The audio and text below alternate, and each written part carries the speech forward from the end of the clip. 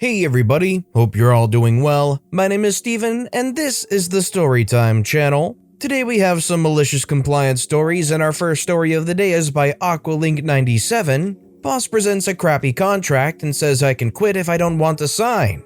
So I do. I used to work for a local youth center. Kind of. I won't name them.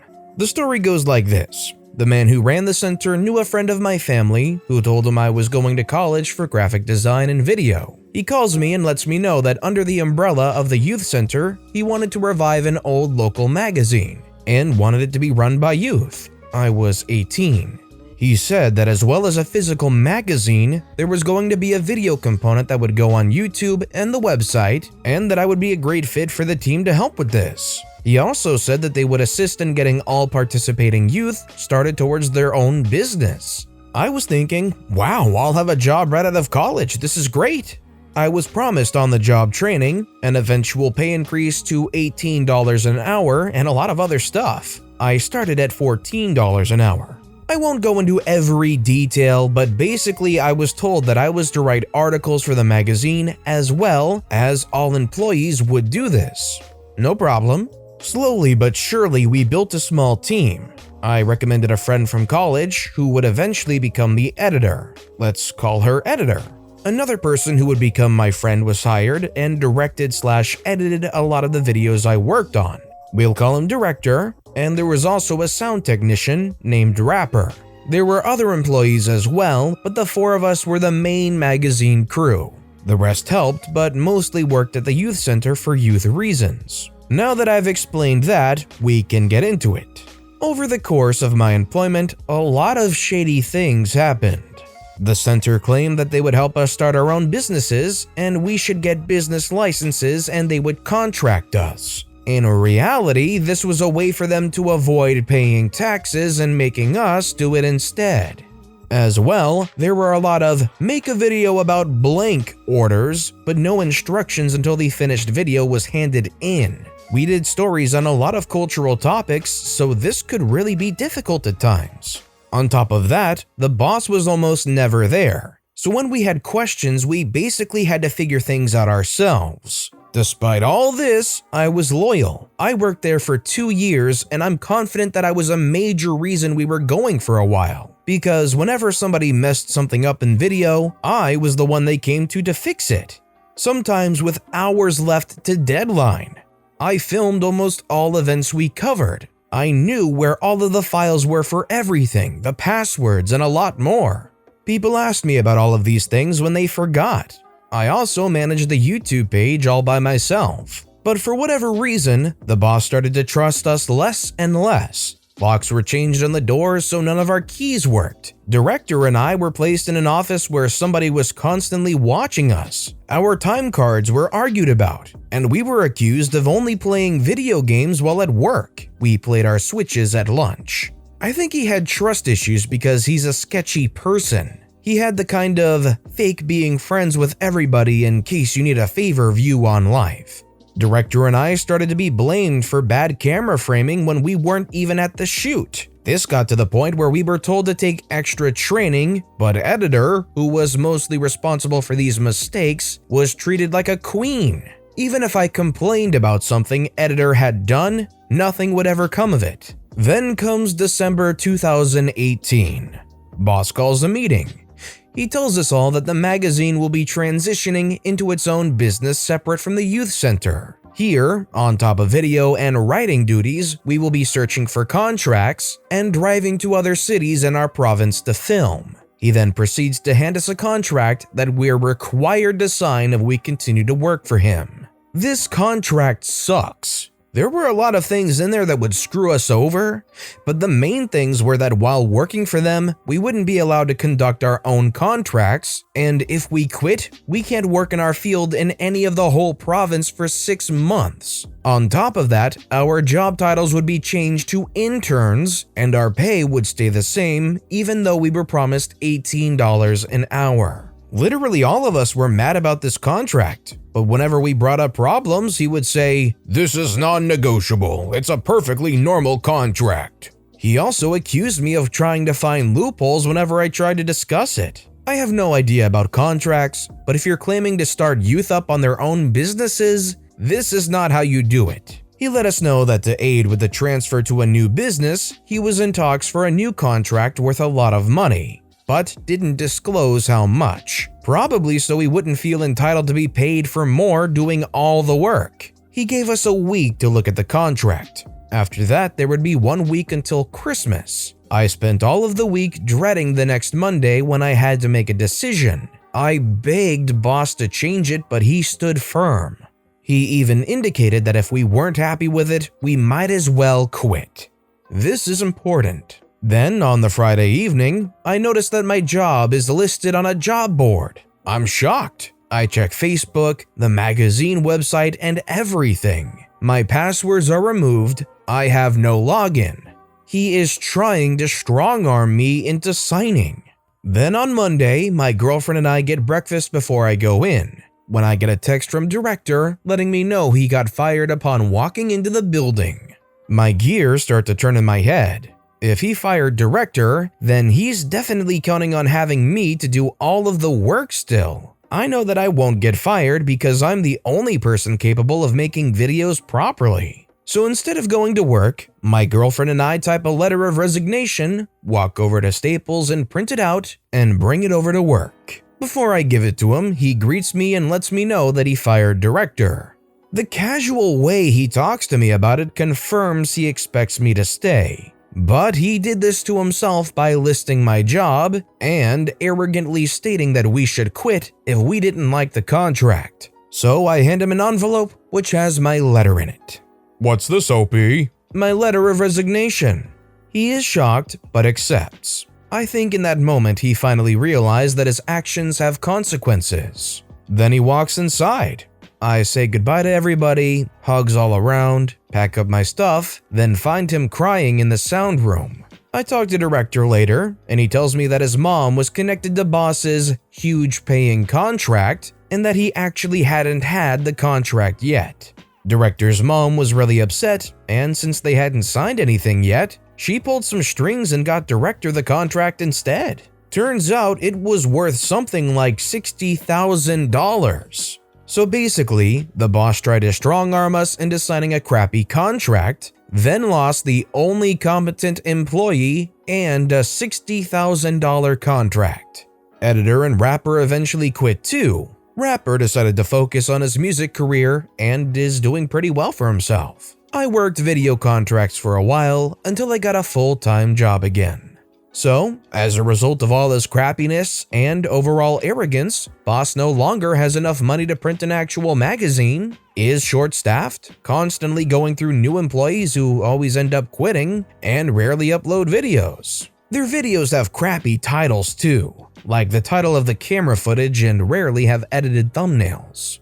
I think it's safe to say we destroyed his ambition of starting a business exploiting youth talent, right before Christmas. And just to be clear, even though I had the effects that my quitting would have on him in mind, I also knew that the youth center was funded separately from us, so we didn't ruin any poor kids' lives. If somebody tried to hold a crappy contract like this over your head, and then you later on found them kind of crying over the destruction of their entire corporation or organization, in this case being this magazine company, considering they effectively lost absolutely everything, would you feel any ounce of remorse for them, or would you feel like they deserved every bit of it? Let me know in the comments down below. Our next story is by Colatus.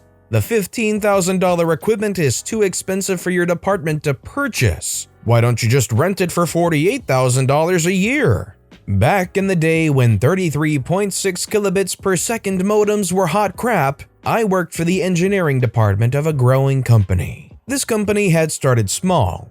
It was privately owned, and the VPs had all put in a portion of their own money to start the company. By this time in the story, they were finally making a respectable 30 to 40 million a year in profits. But they still acted like a small company. Penny pinching. Our engineering department was designing circuit boards with embedded computer systems, and to program these, instead of soldering the microcomputer to the board, we would solder on a microcontroller socket, then plug in an in-circuit emulator that would pretend it was a microcontroller and allow the programmer to create the required program. This in-circuit emulator, or ICE, was made by Hitachi. It plugged into a free PCI slot on your PC and had a ribbon cable that would attach to the specialized microcontroller die that plugged into the socket. It was a mess. It gave our tiny IT department headaches, and it cost $15,000. And it was an absolute necessity for most of our most popular product lines, and there was only one of them, and we were renting it. It cost $4,000 a month. The first month we had it, our CTO and marketing VP planned our whole new product line around this family of microcontrollers. So at the end of the month, us engineers asked management to buy this for us, since we would be using it for a while.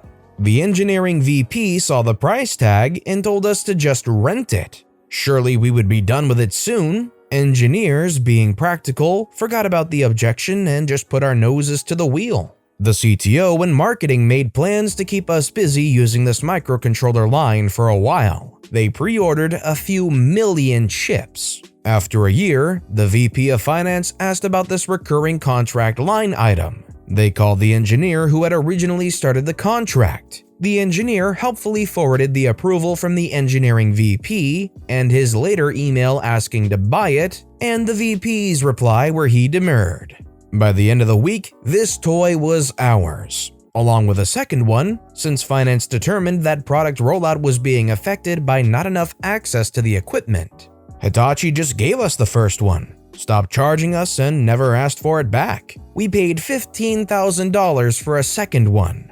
No one got fired or demoted, but at the next department meeting, the engineering VP tried to sell us that we didn't have enough money to upgrade our PCs. That one engineer spoke up, "Would $40,000 cover it?" The company found the money. That's definitely the dangerous thing about subscriptions. If you don't stay on top of that and you don't cancel it when you mean to, or if you're going to use it long term, look for an option where you can buy it long term. Otherwise, with subscriptions, you're surely paying more, spending every month. And that's just how that model works. And our final story of the day is by Take No Sides. You want to talk goals? I can do that. I worked in sales back during the Great Recession. During that time, there were a ton of people looking for jobs and very few jobs to be had. Therefore, employers like mine often saw employees as expendable. Our shop was visited bi-weekly by the corporate officers. They would hold sales data meetings that showed comparisons between how each salesperson did. Not only was this super embarrassing for those who were struggling to get sales during the recession, but you could almost always predict who was getting canned that day by corporate. The store itself was run by some pretty cool people, but they too were under a lot of pressure to perform. We didn't get commission until we justified our minimum wage paycheck. If you didn't justify your paycheck, you had to be prepared for that private meeting with the corporate rep to get fired. Your justification was based on the commission rate of the item. So for example, if you sold a $700 item and it paid $14 commission, you just justified $14 of your pay. This understandably put the employees on edge and created a desperate and cutthroat environment. Oftentimes, you would be seconds from closing a sale and another salesperson would claim you poached their client. "I sold them this $1 accessory 2 weeks ago, therefore this $400 item is my sale." Sometimes clients would walk out due to the arguments this created. Anyway, I was a relative newbie that year, which worked in my favor. I didn't have existing bad blood with other salespeople, even if they already saw me as competition. So I found a niche in the store, maintained the stock, and waited for the clients to come to me. I knew that clients could smell desperation on my colleagues and would decline help. So by the time they reached me, I just struck up a casual conversation. This worked really well. Most people were willing to work with me because I didn't pressure them to buy, and I asked them about their day. I could tell the difference between browsers and buyers, but I treated both with courtesy. A browser could be a buyer tomorrow, so I started racking up sales this way. I also noticed that the company required each employee to sell 2 service plans a week. These were gravy and pure commission. or in our case, justification. The problem was, most salespeople would wait until closing the sale or ringing up to push these. By then, the client was unlikely to be open to add-ons. I tried a different approach. I introduced browsers and buyers to our in-house repair person, who was a stand-up guy. I mentioned that no product was worth buying without the plan, so it was best to factor it in when shopping. This worked extremely well. I started selling 15 to 20 plans a week. This, of course, set off alarm bells with my coworkers. They would see client after client walk out with yellow service slips with my name on it. To them, this would only make the bi-weekly meetings even harder. I completely understood this. Now, here's the thing. Could I have kept all of this for myself? Sure. But the workplace was so toxic, the commission was so minimal, and I felt so bad for these people who were just trying to survive that I started trying to build goodwill. It was the Great Recession after all. When my coworker was in a sales slump or had a bunch of sick days, I would ring some of my sales under them. They were often extremely grateful for this. I also started doing coffee runs for my department, even though I was pretty broke. Over time, the toxicity waned and we began tag teaming sales. Soon, other department members would do the coffee runs and we had a much more relaxed atmosphere, which helped keep clients comfortable and more willing to work with us. The store manager was thrilled with this. He started doing coffee runs as well and patted our department on the back as the yellow service plan slips began pouring in. However, all the while, corporate kept showing up, asking for more and more. Even though we actually almost met the previous year's sales, pre-recession, there was the inevitable terror, January. Anyone who has worked in retail sales knows that January is when returns happen. This counted against your justification. To make matters worse, the economy tightened even more, leading to post-Christmas layoffs in other fields. So a huge wave of Christmas returns created a deluge of negative sales that just about destroyed everyone. Corporate held their first bi-weekly meeting of January and chastised us for not preserving the sales. However, we all knew that people who were coming to us with returns were straight up apologizing because they lost their jobs and every penny counted. Within days, 2 of our department members were canned and replaced with fresh-faced teenagers. Corporate also noted that coffee drinking on shift was unprofessional and that no more drink runs would be permitted, even though we only did it when one of us was on break to get the coffee and the store was at or near empty. Within days, nearly all of the goodwill was completely undone. My coworkers were back to desperate sales tactics, fearful that they would get the axe next meeting. By this time, I had managed to get a job with another company to get a few more hours on the side. I had worked for the first place for about a year at this point, and I saw that there was no changing the system they used to bully workers. So I asked my second job at night after the corporate meeting if they would be willing to put me on full-time.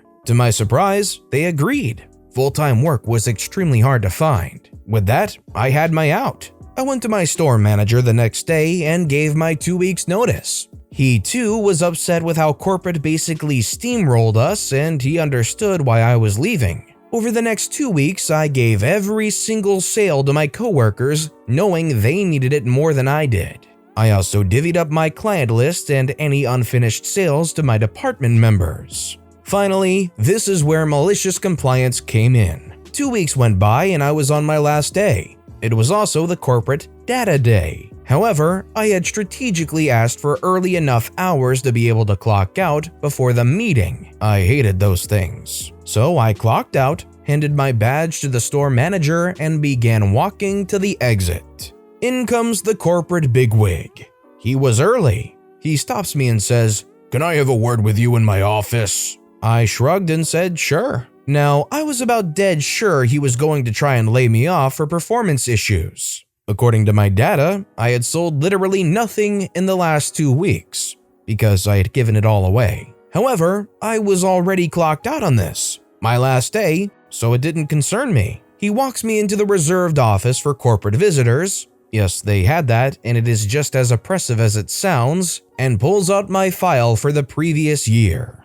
He says, "You and I need to talk about goals," with a giant grin. He walks me through my sales sheets. He notes that the service plan sales shot up tenfold since I had arrived, that I was often in the top sales numbers in the store. He enthusiastically started his pitch. Picture this. You become the top regional salesperson. If you could sell 15 more service plans each week, you would beat even the New York branch, which has 4 times the volume. If you sold another $5,000 worth of product, which would be easy for you, you would be our top performer. Ooh la la, a gold star. Thanks, coach. He then said, now that's our goals for you. Tell me your goals for yourself. Now, when he said goals, he didn't actually mean my goals. He meant, how am I going to up the ante for them? How many service plans or sales numbers did I think I could hit? I, of course, had no interest in that. Would these new goals come with additional pay? I asked. Well, we can't increase your base rate. That's against company policy. However, if you sold 15 more service plans and $5,000 more product, think of the commission you would make. So, what are your goals? Enter malicious compliance. My goal is to leave the company today. The look on his face went from enthusiasm to surprise to red rage. The kind of face he used at most bi-weekly meetings.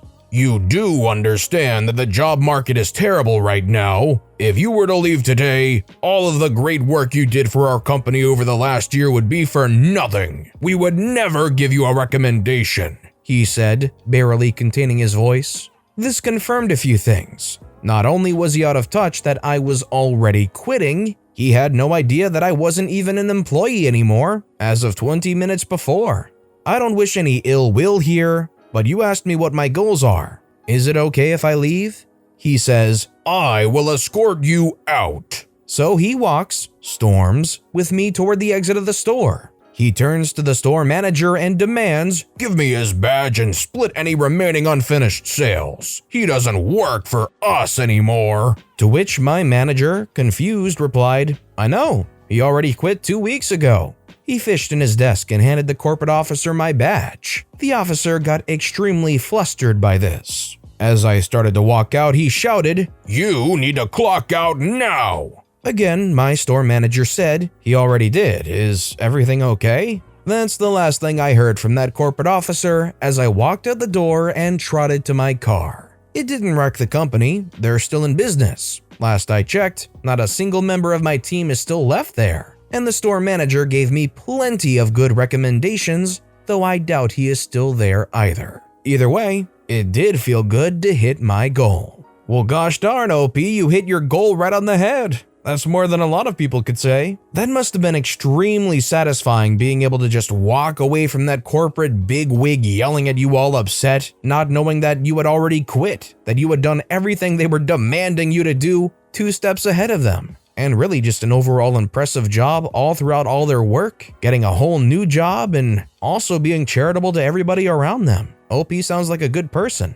But with that being said, that's all the time we have for today. So if you have a favorite story of the day, let me know which story and why in the comments down below. But besides that, if you enjoyed the video, please consider giving it a like, and if you haven't, subscribe and turn notifications on so you'll never miss an upcoming video. No matter what you do, whether it's just viewing the video, liking, subscribing, turning notifications on, I appreciate the heck out of it. Every little thing that you do helps the channel grow that much more, and I can't thank you enough for it. So, until next time, I hope you all have a wonderful day, and I'll be right here next time on the Storytime channel.